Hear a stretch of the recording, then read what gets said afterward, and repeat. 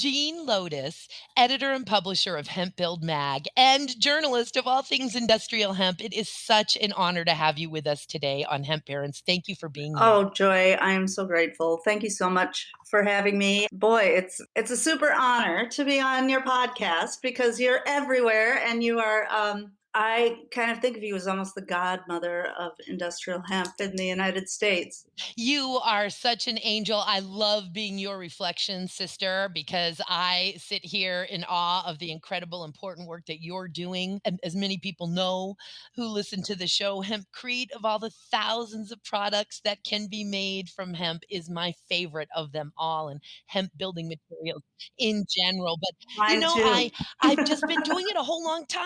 The hemp bug bites you, it gets into your DNA, and then you just go, go, go. Same thing happened to me that happened to you. I've just been doing it for a little over 30 years, and boy, have I had some major assistance with that, especially in hemp building. I call her the first lady of hemp, oftentimes Andrea Herman in hemp building, and so I'm just so grateful for those opportunities. But you're in Texas right now, from what I understand. My heart was so hurting that I was not able to attend the Hemp Building Summit, which just took place in Austin. And the hemp building world is getting really huge here. So, I want to hear about the Hemp Building Summit. But before we go there, let's talk, Jean, about what brought you to hemp. How did you get interested in hemp? What is your story, gal? Well, I have been a journalist for about 30 years, and I had a beat at United Press International, and people of a certain era will know that company formerly was UPI, was formerly sort of like Associated Press. It was a news agency service that you could just get and put stories from it in your newspaper. So I had the most fantastic beat. I had the Western United States, anything I wanted to write about. As long as I could get it past my very sharp and demanding editor, I could write about it. But every time I wrote about industrial hemp, now you can tell on page views how many people are reading it. And so, since I was based in Colorado, I'm in Fort Collins, Colorado. And since I was based there, I was sort of in the epicenter of hemp there. And a friend of mine actually was buying biomass and had me take him around to a couple farms. And I was just loving it. And then I would write about it, and then people would just read about it. And then UPI, because of COVID, they had to cut all of the original reporting. And so they do a lot of aggregation now. And so I felt like this is the time. This is the time to jump into just being a hemp journalist. So first I was like, I'm just going to be a freelancer and I'm going to just pitch stories about hemp to all these agriculture magazines and all this other stuff. And then I realized two things. First, I realized the building is the most interesting thing to me. And second, I realized that other magazines are hurting too, and they're not hiring a lot of freelance writers. So I decided to just go with my own thing. And there is Hemp Grower, and there's Hemp Today, and there's all these other, the big umbrella of hemp, which is a huge topic, but there was nothing specifically for building. And there's so much excitement around the building. And what I've noticed, Joy, is women are super excited by hemp building. What I've noticed, one of the things is we talked about hempcrete, if you make hempcrete blocks, they're so much lighter than regular cement blocks. It's a female friendly material. You could do masonry with hemp blocks and it wouldn't be as heavy.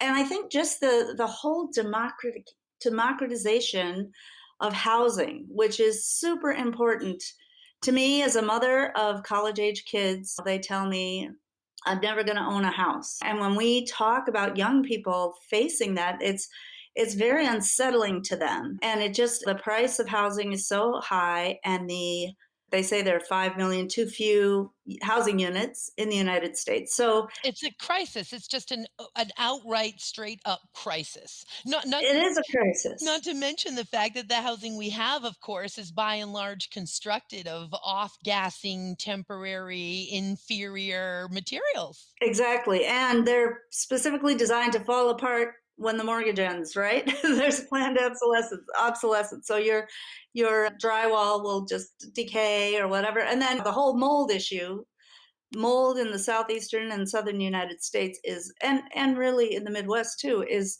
In the Pacific Northwest, here I am in Seattle, right? Molding away. oh my God, yes, exactly. So the whole idea of sealing ourselves into buildings, non-vapor permeable walls, and then being trapped with our mold is a huge housing crisis. So sick buildings and sick humans. Right, exactly. So the idea, the hempcrete idea, and it's very simple. In the 90s, you probably knew people who loved the straw bale houses. And when you would meet people, they would Mhm. talk about straw bale and they would just become obsessed. And I think it's part of the same thing where it's so easy to understand hemp, lime, water, pozzolan. It's a simple thing. It's an insulation, blah blah blah. It's a wall assembly. So yes, everybody likes straw bale, but the question is, and the fact that it's also been used in Europe for 30 years, to me indicates that here we are in this climate crisis, and we absolutely have to take a look at construction and how much carbon is generated by construction. Hemp building materials actually absorb hemp. They absorb carbon dioxide as they're growing. They absorb, well, I've seen people, I mean, I don't know exactly what the actual amount of carbon dioxide. I saw Bo Whitney from Whitney Economics had a report recently that said 5 metric tons per acre, but it's a heck of a lot. Yeah, I think if I could just get in there, it's so important as we have these sort of critical thinking.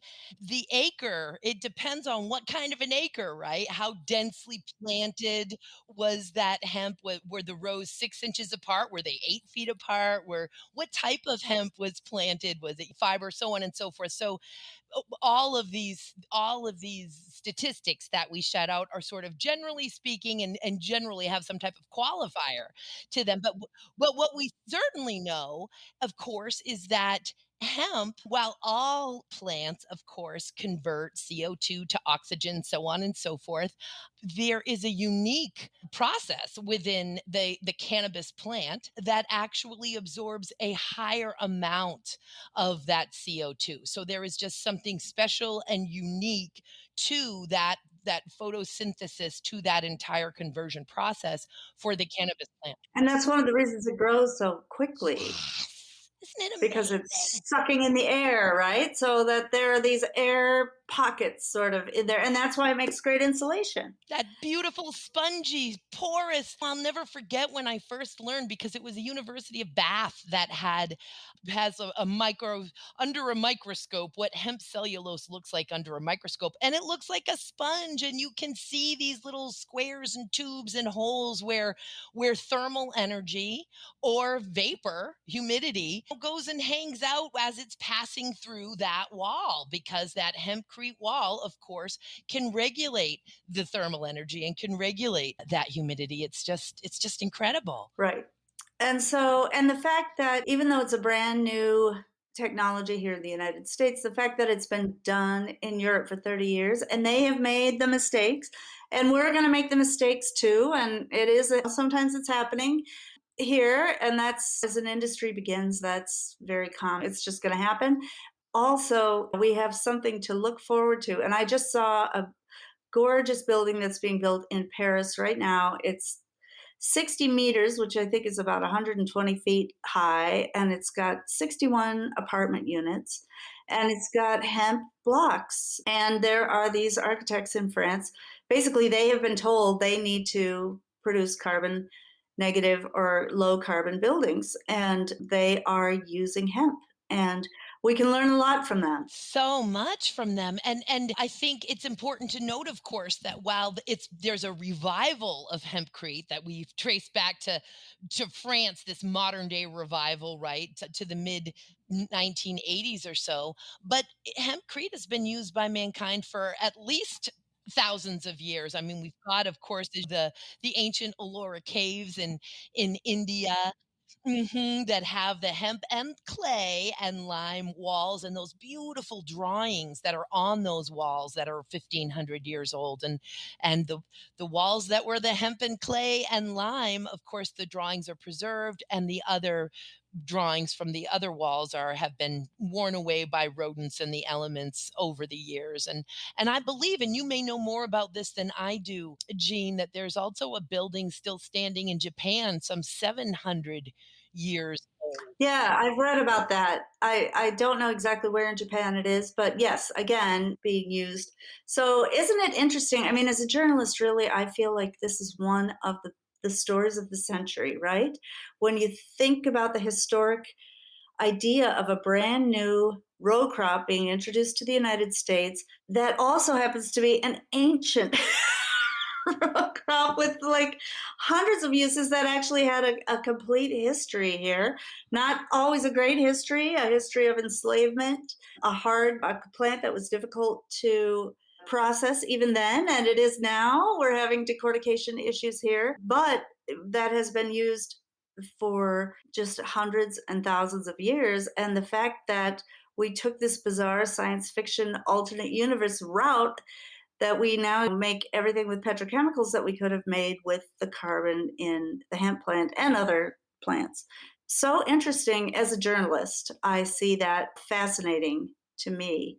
And I just see it as like one of the best stories to be reporting on ever. Most definitely. And despite the sort of oatmeal-like and lightness that you described earlier of hempcrete, we're talking some seriously strong stuff with, depending on how close you are to a pole or to the equator, would determine how thick your wall needs to be in order to deliver the superior performance that hempcrete can deliver, which is with good windows and about 6 to 18 inch walls, depending again where you are located to near to extreme temperatures.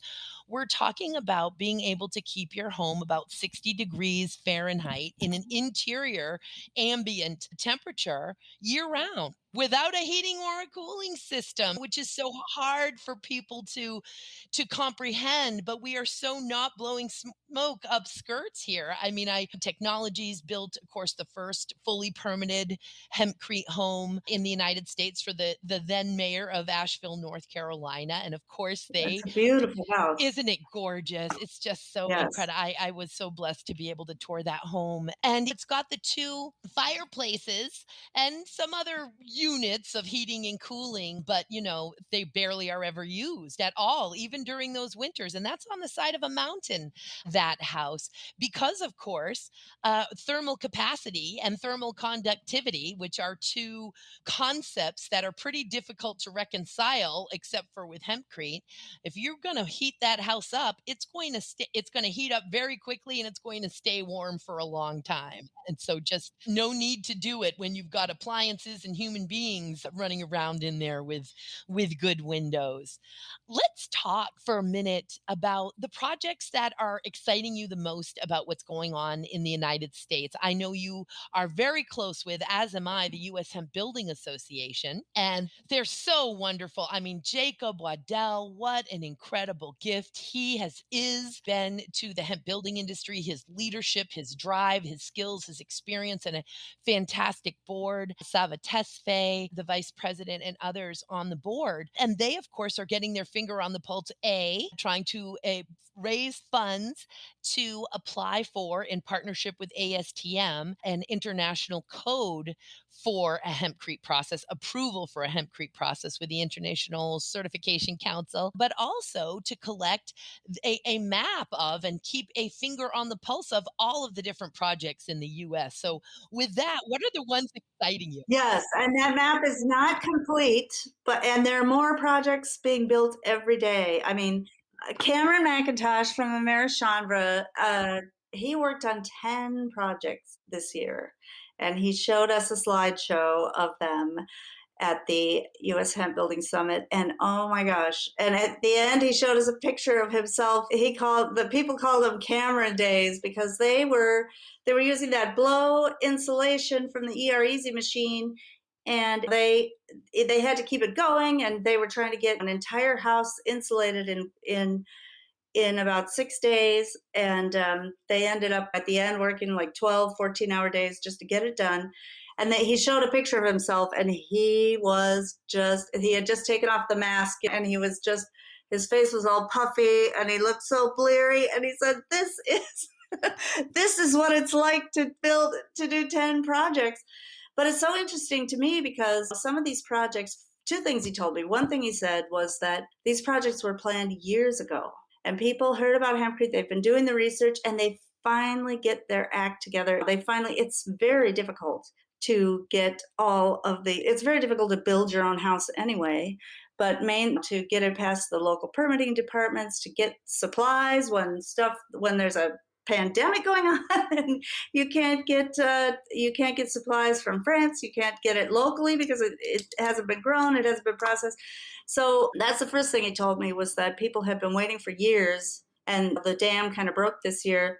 The second thing he told me was that women, usually if people are building a dream house, they're older, not always, but this is their final house and they're going to die in it and this is the way they want. But he said it's the women that are getting it past the permitting departments. Like, they will not take no for an answer. Well, certainly women are very powerful. They know what they want. And of course, we want to heal the planet first and foremost and create security for our families. So none of that surprises me at all. Now, Cameron is also working on, with Hempstone, Jennifer and Tom, a beautiful project on Cape Cod. Yes. Anything you want to share with us about that project? That project is amazing. So that is a 6,000 square foot house. That project was built by a couple who he was the CEO of a software startup, and he wanted to build a climate resistant home and a carbon negative home on Cape Cod. They had bought a house kind of right on the beach that was it was kind of falling apart, so they bought it deliberately as a tear down. It's very interesting because they did design it so that it can withstand sea level rise. They basically decided to have zero petrochemical anything in the house.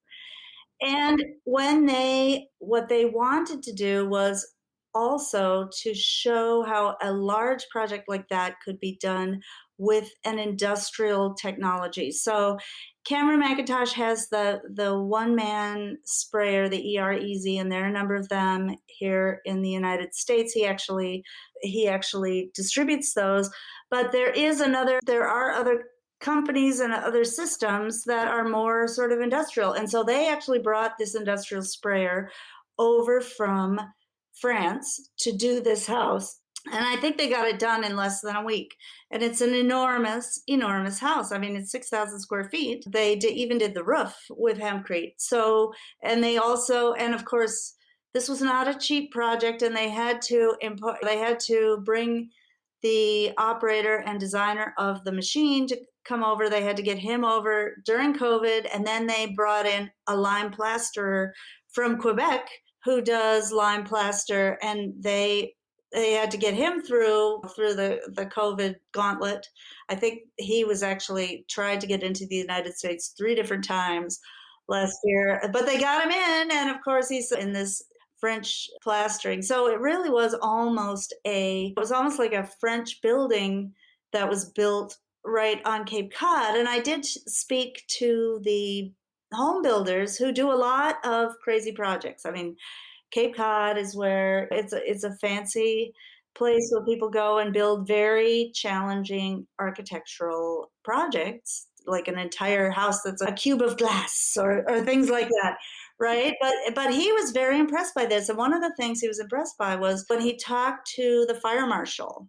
The guy came over to see the hempcrete and was super impressed and kept coming back again and again to just see how it worked. The other funny thing they told me about that project was they were using the spray, and the spray is like blowing it blew the lime out of one tube and the hemp out of another tube, and the hemp was like blowing in the wind over into the neighbor's yard. And of course, if you saw insulation being blown into your yard, you'd have a fit because it's toxic, right? And you don't want this all over your yard. Well, But except for this, it's not toxic. yeah, so This is they ran non-toxic.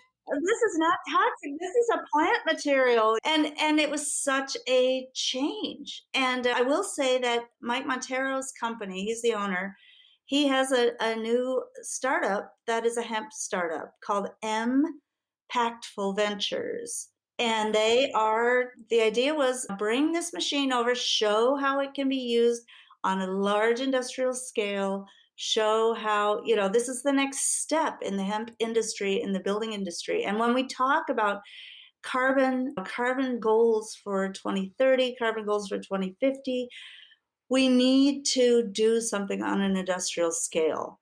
So that is why I feel that this is a huge step, and it really couldn't even have happened last year. And they estimated there were maybe 50 hemp buildings in the United States last year. Well, another 10 built this year, and it's just exploding. And all this hemp herd is showing up because people were growing industrial style hemp, and they're getting it processed. They're getting it processed in Kansas at South Bend Industrial Hemp, Melissa Nelson and Aaron Baldwin. So, yeah, it's just so exciting. So, really, we do have to think about some of the hemp builders that I've talked to in Britain and Europe. They say things like, "Well, this is a specialty product," and blah blah blah blah. And we have plenty of work to do here, but we do a lot of renovations and old buildings, and it's just not really, it really hasn't caught on. Even though there's a Marks and Spencer grocery store in Great Britain, there's a hempcrete housing council set of buildings, maybe 40 or 50 buildings, a whole neighborhood out of it. And there's the Triangle apartment complex, absolutely, in the UK. 41 units, and there's an Adman's Brewery, as well, these commercial projects that have gone up. I have been hearing people still say, and when you've been working at this hemp building stuff for so long and understand the kicking tires and the gaining traction, when you feel it, and it is on like Donkey Kong, and Okay, well, that's what I want to hear, Joy, I because really do. I feel it. And I think what is happening is while we're still even hearing certain even proponents of hempcrete say it's a niche thing. And yes, when we're talking about the United States of America and potentially 60 or 65 projects in our beautiful, great, big, giant country, it certainly seems small and niche. And yes, by the numbers, it certainly is as it sits today. The reality is we're talking about climate change. We're talking about housing crisis. We're talking about forest fires. And when you so there is and we're talking about no longer poisoning the earth. The second next to transportation, building materials and construction are leave the biggest carbon footprint annually, and construction by far leaves the largest footprint in our landfills, creating over 50% of the waste every year in our landfills, again, for these inferior, toxic, off gassing, temporary construction materials. So we put all of that together, along with also wanting to really give ourselves a great quality of life, which includes indoor air quality, which includes not throwing money away on energy systems to heat, to cool these poorly insulated homes. So all of that all of that revolutionary plasma awesome comes together with hempcrete, and I don't believe that it is going to be niche for too much longer. I don't think we have as a planet too much longer. This is just such a no-brainer. Is it not the biggest no-brainer ever, Jean? yes, and it's interesting. Some people complain, well, how can I get insurance to insure it? And Dan Margraf told me, just I interviewed him in December. I can't remember when I interviewed him actually. It was in the late fall. He said to me, the insurance companies should make people pay more if they don't build with hempcrete, especially in California. 110%. It's like it's a guaranteed going to burn your house to the ground if you're not using hempcrete. Therefore, you pay the I didn't use hempcrete, my house is going to burn down surcharge. Versus I built responsibly with hempcrete that will be able to survive this fire. And by the way, would have also survived Hurricane Katrina. When we're talking about the hygroscopicity of this material, Or at least, yeah, and also the mold. Recovering from any hurricane, you're going to have just the horrible mold. and that just doesn't happen with the hempcrete. So because it's so acidic.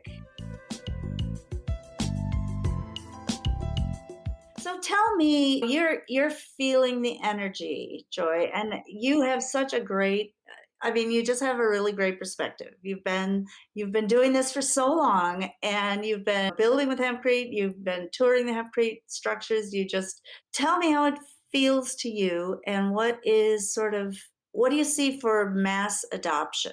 How what's the path? Well, certainly we need for it, as you're well aware, everyone basically becomes an automatic activist every time they want to build a home here because we basically need to convince our local building and planning department to approve it. We don't have any real codes to approve this building method. So Even though we do have the European codes, which are well tested completely, they've been absolutely well tested, and it's like the World Series. Like it's not really a World Series; it's really a United States thing. But it's basically the U.S. building codes just don't want to accept any international, even though they're called the International Code Council. They don't want to. They are not interested really in international codes. So we just have to work with that, and we're not going away, right? We're not going away. nope, we're not going away at all. And then, of course, there's the FTC's R value rules, 16 CFR 460, CFR being the Code of Federal Regulations, which is really the regulations for the labeling and testing of insulation. And I know that ASTM and USHBA, US Hemp Building Association, are also working together as a strategy to meet the requirements or start to meet the requirements of 16 CFR 460 by coming up with some standardized ways to figure out what the mix is. Because under the current rule, really every type and formula of insulation needs to be tested. And so there's a strategy to help get us going here with a more of a basic mix, right? And that's also to just encourage innovation as well. Because if people can come up with, I heard some people talking about trying to come up with a formula that was a blow in insulation that did not necessarily need to have perfectly clean herd. And if you don't have to decorticate to such a super clean condition, and you could cut back on some of the decortication, it would drop the price of herd. So a lot of different people are really innovating on every little step of the supply chain, and God love them. And and that was part of the reason that U.S. Hemp Building Association is trying to have the method of testing, and as opposed to the materials, as opposed to a formula, a patented formula that you have to use, that has to be on the shelf at Home Depot. They don't want that. They want people to be able to innovate, and that is the right approach. Absolutely, that is the right approach. And in the time that we're living in, that is absolutely the right approach because I think all of this hundredth monkey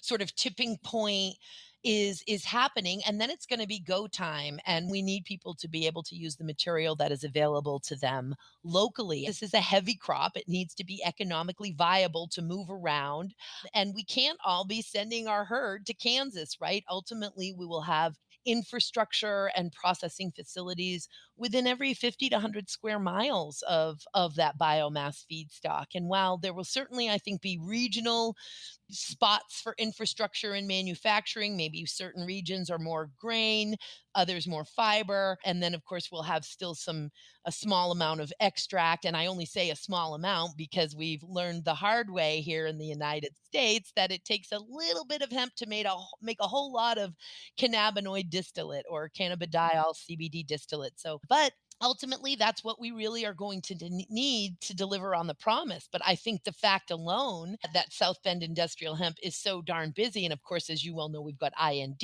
Hemp in Montana and some other processing facilities going up, that is showing us the desire to move all of this industry forward. People want to deliver on this dream and they are willing to send it to Kansas. Right. Consumer demand is there.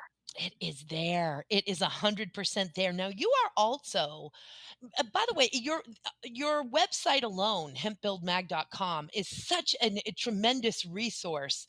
Gene, the work that you do is just so important. That's the point. Yes. Obviously, I mean, it's just and your resources, your what I would call your resources tab, you have beautifully and appropriately called the community tab. So when we go into the community tab, there are just multiple resources. You've got the knowledge base, you've got links. I want to talk about what you're doing at Clubhouse and the directory that you're creating for a moment. So, other ways, not only do you have the magazine, which currently is a free magazine. I don't know if it will always stay free, but currently, is it free? I think it needs to stay free because for me, one of the things I think YouTube is absolutely the best way to find out about hempcrete, right? Because there's so many fantastic videos that have been made, and the building systems, all the different ones, the bricks, the blocks, the hand, the spray, blah blah blah blah, all of that, you can describe it much better with the video, right?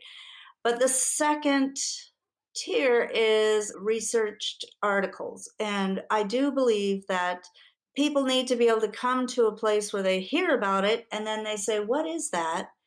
And then they go and they can just dig in and do their own research. And the community, we are trying to get it so that it's basically anyone can join, it's free, so people can talk to each other and basically post pictures of their favorite projects or ask questions. And we'd love to have more people in the community, but the idea is that, and you mentioned Clubhouse. We meet on Clubhouse, on the Clubhouse app, every Thursday. It's called the Hemp Building Room. And one of the fun things about that is when people are talking about things like Wade Atterbury is talking about this Western, I believe it's Western fiber.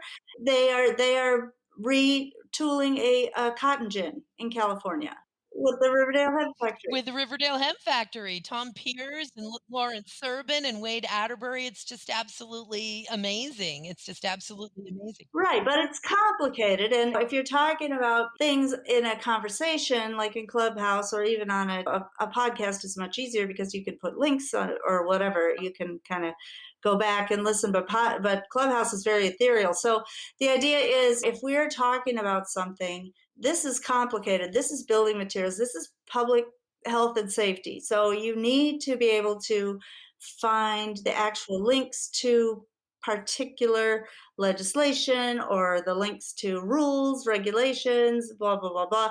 So that's what the community's for, is to make sure that you can go in there and find people can post white papers or whatever they need to do.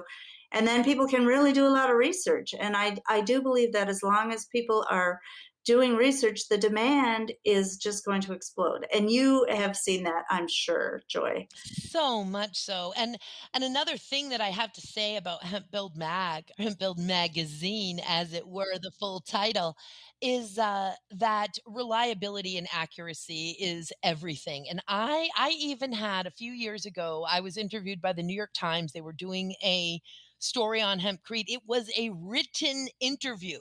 I wrote the answers, and yet still God bless the New York Times. I couldn't believe the major flaws in that article. It's like I literally wrote the answer, and yet still there's just wonky, inaccurate facts coming out. And you have just continued to take the time and have invested already so much time and are such a huge part of the hemp building community that you have a sophisticated command, and it's certainly at the very least know what you don't know, at the very most have a sophisticated command on the underlying issues, on the challenges, and bring forth news and articles that are accurate, that are factual, and that don't make us cringe.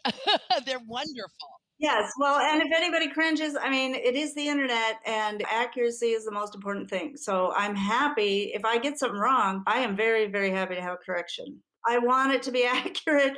It needs to be accurate. When you throw the words fake news at a journalist, they flinch and curl up into a ball because spelling someone's name wrong used to be called the fatal error. And I've done it. And you need to you Anyway, the point is, accuracy is not an embarrassing thing. Accuracy, both the interview subject and the reporter want accuracy. So let's make sure that's there. So yeah, that is one of the things. And some of the wishful thinking, there's a lot of content on the internet that's cannabis related, that's wishful thinking. A lot of it, things like they're going to be making Legos out of hemp plastic next year. That And it's like whack-a-mole. It's like that's been a 3 years ago we ended that one, and just recently I saw somebody repost it. It's like whack-a-mole. No, we already debunked that. right. It's so the main thing is trying to just make sure that everything is accurate and that we can build on it. And it's wonderful to see. The other thing that I love, Joy, is I've met so many young people who are just getting into building with hemp, and it's such a future looking business. I'm thinking of the people in Hemp Building Company in Longmont, Colorado, Dalton, Phelan Dalton and Dan. I'm thinking of the Hemp Twins in California. I'm thinking of, Tommy and Maddie. I mean, yeah, they're Tommy and Maddie, right. They're all under 30. And here they are not only getting into a trade kind of thing, but some are they're taking the contractor training and then they're just like starting their own companies and they're young and some of them are like father and son, but for me that is just so hopeful because it's just like these people and diverse too. I mean, it's really all different, many different races and many different, it's just it's so it's wonderful. capturing the imagination of young people, and I love it because they're the ones that have the housing anxiety. And instead of curling up in a ball, they're jumping up and saying, I can fix this. We actually know a way to fix this. We have the answer everyone's looking for. We just have to prove it to them, which is a Jacob Waddell thing, and he's absolutely right. 110%.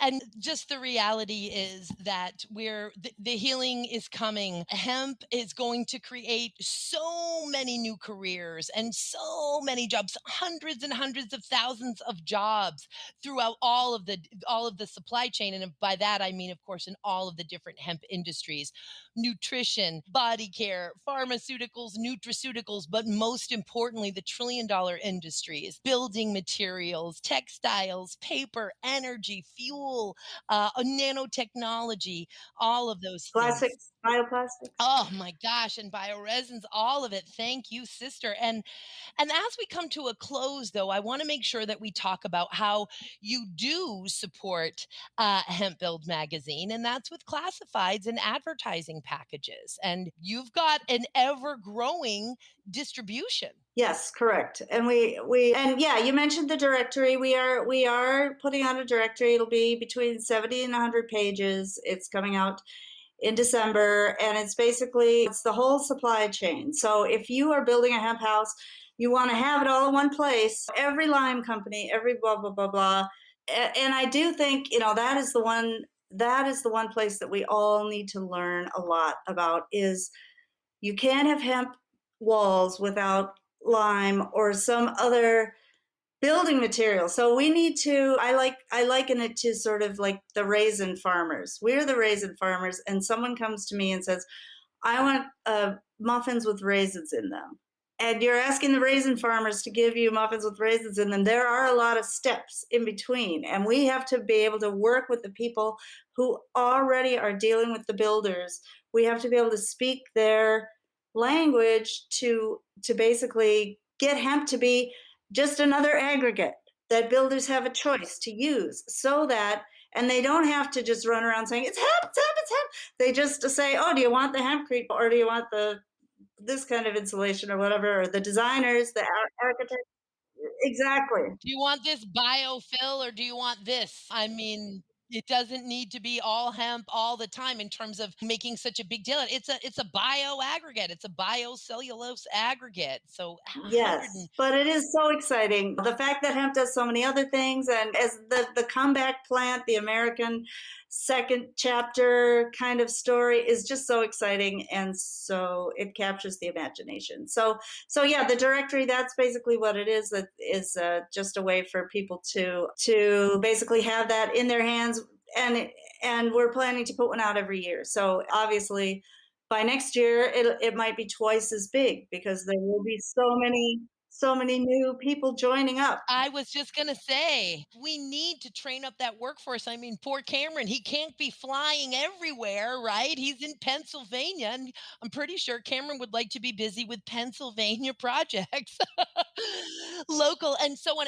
And of course, we're making a big deal about Americhambra, and as well we should. Cameron McIntosh is a hero, but we have so many hemp builders now, and they will continue to multiply. That hemp building directory is a very valuable piece of information that is forthcoming. I bought mine the minute I think I purchased I it know you did, and I'm so grateful.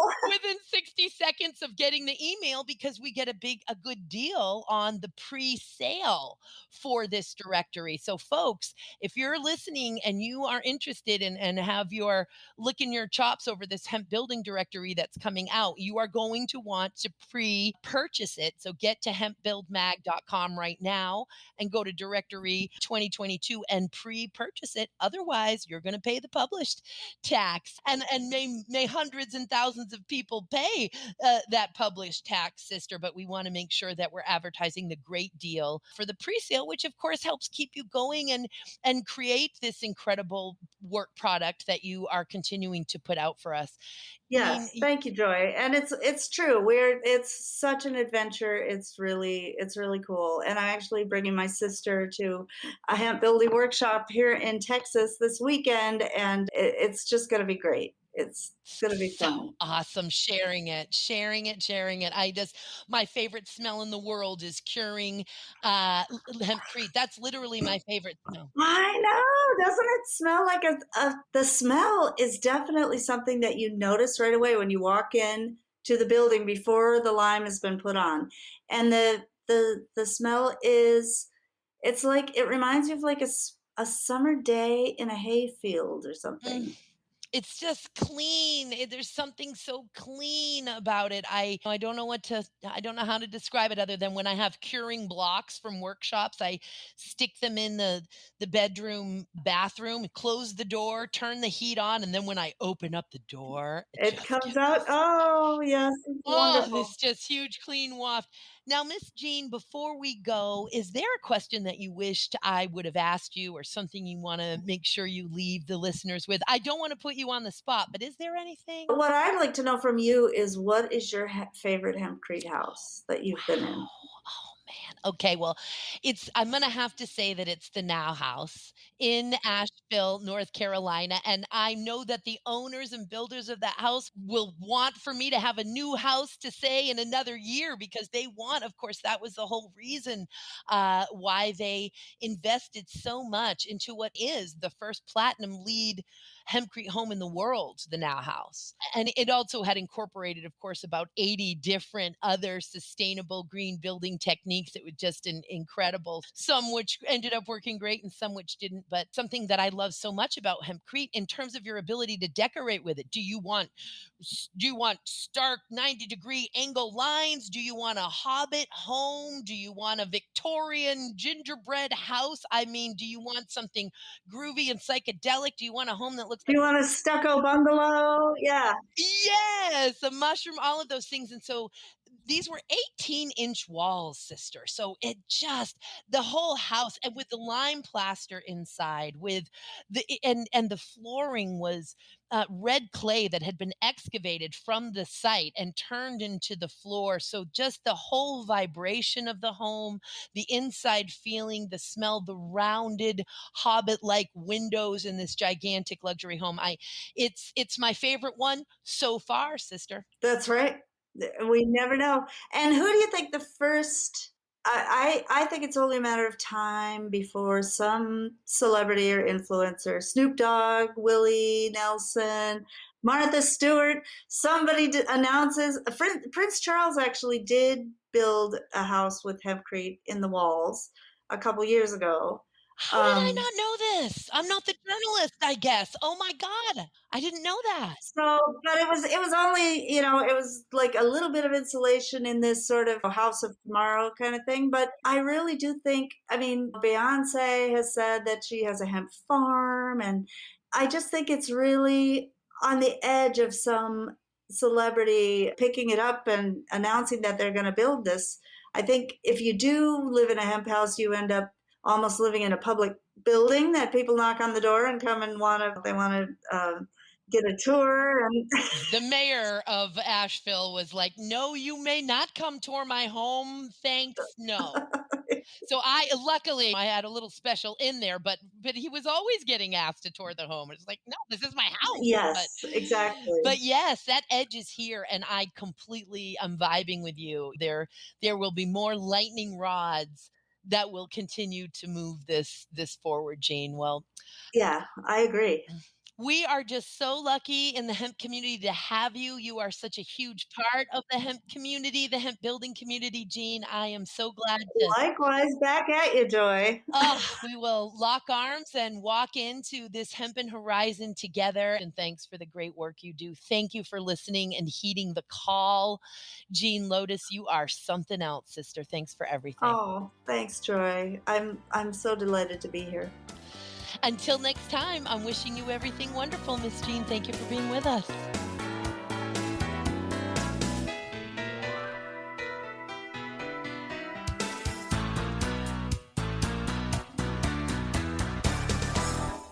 How do cannabis CEOs balance growth and optimization strategies? What is THCO, Delta 10, and CBNA, and why should you care about these minor cannabinoids?